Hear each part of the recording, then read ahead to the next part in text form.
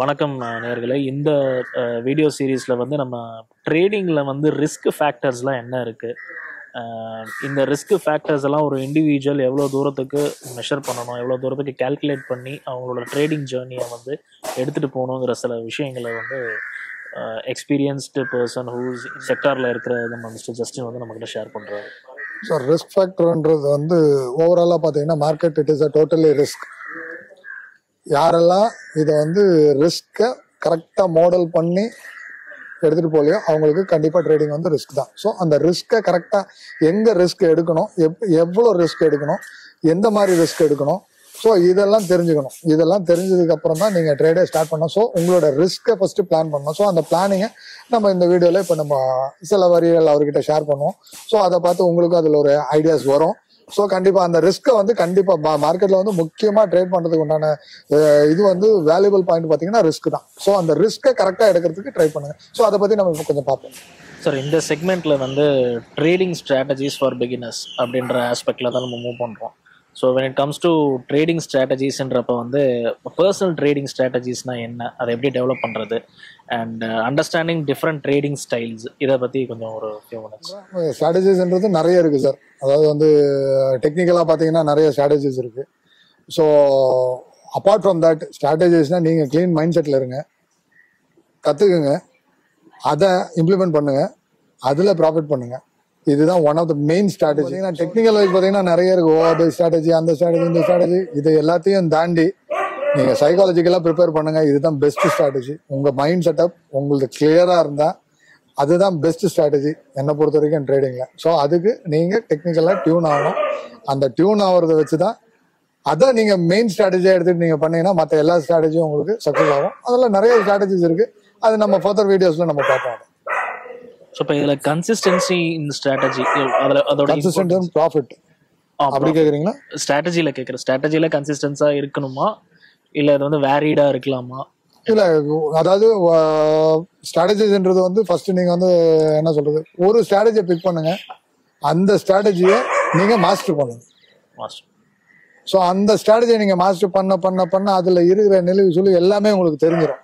So தெரிஞ்சதுக்கப்புறம் அது நீங்கள் அது என்ன சொல்லுதுன்றது கேட்கறத தாண்டி நீங்கள் என்ன சொல்கிறீங்களோ அது கேட்கும். ஸோ அந்த இம்ப்ளிமெண்ட் பண்ணுங்கள். அதுதான் பெஸ்ட் ஸ்ட்ராட்டஜி.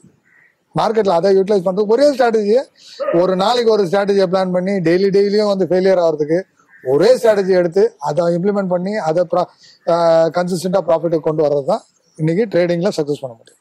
ஓகே, இப்போ சக்ஸஸ்ஃபுல் ட்ரேடர்ஸ் கிட்ட இருந்து ஒரு சில லேர்னிங் ஸ்ட்ராட்டஜிஸை நான் கற்றுக்கணும் அப்படின்னு நான் நினச்சேன்னா, what are the top 3 learning strategies from the successful traders? Sir, அந்த மாதிரி டாப் 3 லேர்னிங் ஸ்ட்ராட்டஜிஸ்லாம் கிடையாது சார்.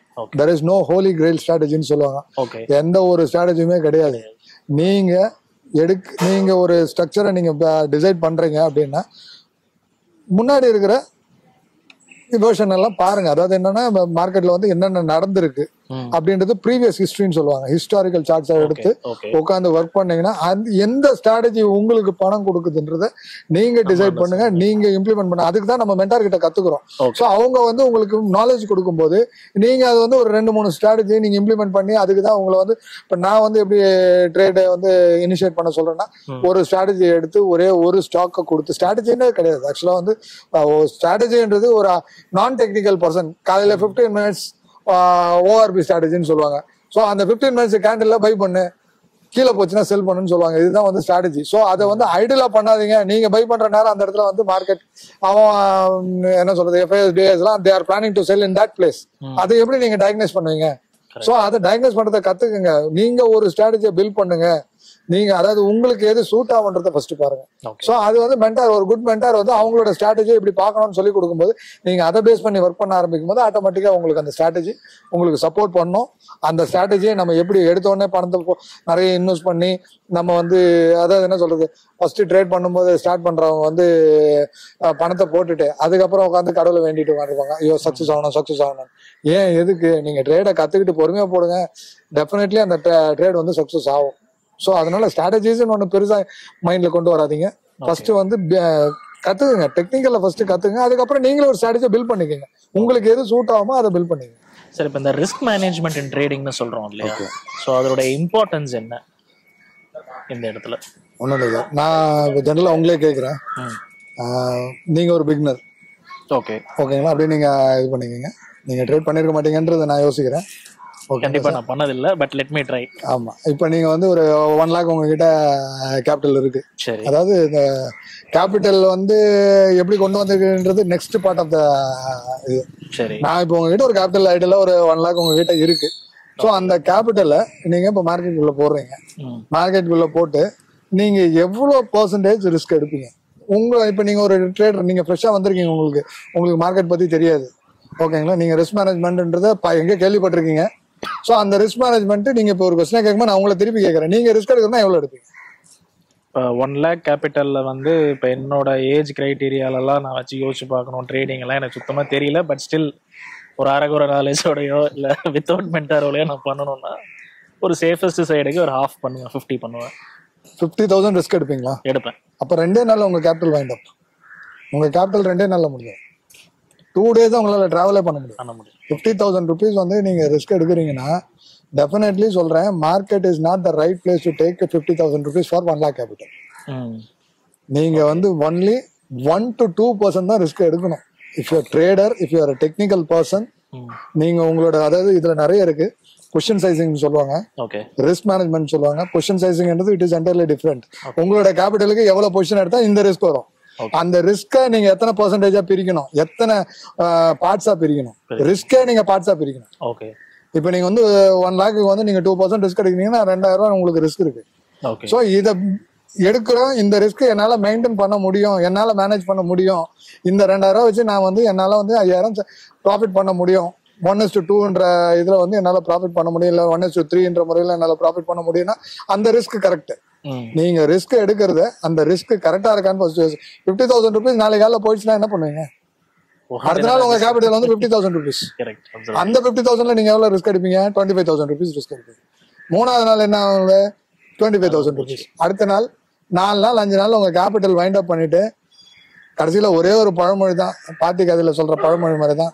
ஒரு நரி வந்து எலுமிச்சு திராட்சை தோட்டத்துக்கு போய் எகிரி எகிரி பார்க்கும், அந்த திராட்சையை பறிக்க முடியல, சீச்சி இந்த பழம் புளிக்கும்ட்டு போயிட்டே இருக்கும். ஸோ அந்த மாதிரி தான் இன்னைக்கு பேசிக் ட்ரேடர்ஸ் பண்ற வேலையே அதுதான். Market is correct place to earn before you learn before you earn. எப்படி வேணாலும் நீங்க வச்சுங்க. இப்போ இதுல நடுவுல பொசிஷன் சைஸ்ன்னு ஒன்னு சொன்னாங்க. ஆமா, பொசிஷன் சைஸ். ஸோ அதை எப்படி கால்குலேட் பண்றது? அது எப்படி? 1 lakh இப்போ வந்து ஒரு ஸ்டாக் எடுத்துக்கிறீங்கன்னா 100 ரூபாய்க்கும் ஸ்டாக் இருக்கு, 10 ரூபாய்க்கும் ஸ்டாக் இருக்கு, 1 ரூபாய்க்கும் ஸ்டாக் இருக்கு, 1000 ரூபாய்க்கும் ஸ்டாக் இருக்கு. நீங்க இன்னைக்கு வந்து நீங்க ஒரு பொசிஷனல் ட்ரேடரா போகும்போது ஃபுல் அமௌண்ட் கொடுத்து தான் வாங்க முடியும். அப்போ ஒரு 1 lakhக்கு பாத்தீங்கன்னா நீங்க 100 குவான்டிட்டி தான் நீங்க வாங்க முடியும் 1 lakhக்கு. ஸோ அந்த 1 lakhக்கு நீங்க வந்து ஒரு ஸ்விங் ட்ரேடராவோ இல்ல ஒரு பொசிஷனல் ட்ரேடராவோ ஒரு ரிஸ்க் மேனேஜ்மெண்ட்ன்றது ஒன்று இருக்கு. பொசிஷன் சைசிங்ல 100 குவான்டிட்டி வாங்கி நான் 10 பாயிண்ட் ரிஸ்க் எடுக்கிறேன்னா அப்போ உங்களோட ரிஸ்க் எவ்வளோ? 100 குவான்டிட்டி 10 பாயிண்ட் வாங்கினா 1000 ரூபாய். It is a correct risk. இதே வந்து நான் வந்து இன்னைக்கு வந்து ஒரு டே ட்ரேடரா போயிட்டு நான் இந்த இடத்துல வந்து 500 குவான்டிட்டி வாங்க முடியும், 10 பாயிண்ட் நான் ரிஸ்க் எடுக்கிறேன்னா 5,000 ரூபாய் உங்க கேபிட்டல் ரிஸ்க். அப்ப அந்த ரிஸ்க்கு மேல நீங்க போறீங்க, நீங்க அதிகமான ரிஸ்க்கு டிராவல் ஆகுறீங்க. 5% 10% போயிடுறீங்க. 1 லட்சம் ரூபாய்க்கு 10,000 ரூபாய் ரிஸ்க் எடுக்கிறீங்கன்னா ஒரு நாளைக்கு 10,000 ரூபாய் ரிஸ்க் எடுக்க கூடாது. 1 lakhக்கு எடுக்க கூடாது. நீங்க வந்து ஒரு 1 crore வச்சிருக்கீங்கன்னா நீங்க எடுங்க, 1 lakh ரிஸ்க் எடுங்க, தப்பு கிடையாது. ஸோ அப்போ உங்களோட பொசிஷன் சைஸ் அது கூட என்னன்னா நீங்க டெக்னிக்கலா ப்ரிப்பேர்டா இருந்தா மட்டும்தான். இல்லைன்னா 1 கோடி வச்சுக்கிட்டு நீங்க வந்து இப்போ 1000 ரூபாய் ரிஸ்க் எடுக்கிறதே தப்பு. இப்போ இதுல இந்த டைவர்சிஃபிகேஷன் ஆஃப் ட்ரேட் ஸ்டாக்ஸ்ன்னு சொல்றோம்ல, ஸோ அது இந்த ரிஸ்க் மேனேஜ்மெண்ட்ல என்ன ப்ளே பண்ணுது? அது ரிஸ்க் மேனேஜ்மெண்ட் ப்ளே பண்றதே, ரிஸ்க்ன்றதே வந்து உங்க கேபிட்டலை ப்ரொடெக்ட் பண்ணுது. ஸோ எஸ்எல்ன்னு ஒன்று வந்து, அதாவது ட்ரேட் வந்து எல்லாருக்குமே சக்ஸஸ் ஆகும், எல்லாராலையும் கண்ட்ரோல் பண்ண முடியும். இப்போ நான் ட்ரேட் பண்றேன், எனக்கு தெரியும் மார்க்கெட் இந்த இடத்துல வரைக்கும் வந்தா வந்து என்னால வந்து இது பண்ண முடியும், இதுக்கு மேல மார்க்கெட் மேல போகும்னு நானும் நினைக்கிறேன். ஸோ அந்த இடத்துல மார்க்கெட்ல லிக்விடிட்டி ரன் பண்ணுவாங்க. லிக்விடிட்டி ரன் பண்ணும்போது nobody can able to stop the market. Thank you so much Justin sir. நிறைய அவருடைய விஷயங்களை நம்ம கிட்ட பகிர்ந்துக்கிட்டதுக்கு நன்றிகள். உங்களுக்கு ஏதாவது சந்தேகங்கள் இருந்தால் எங்களுடைய கமெண்ட் பாக்ஸில் நீங்கள் கமெண்ட் பண்ணலாம்.